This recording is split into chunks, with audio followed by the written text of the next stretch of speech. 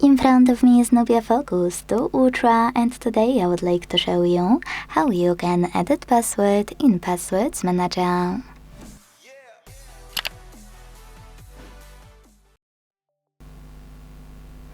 First of all, go into Settings and scroll to click on this section called Passwords and Accounts instead of Google.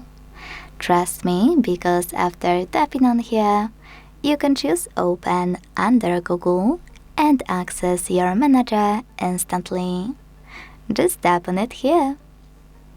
Now click on your password, enter your current login method and hit Edit button to make your changes. Then, when you finished, hit Save at the top right corner. Thanks so much for watching. If you enjoyed this video, don't forget to leave a like, comment and subscribe. Bye!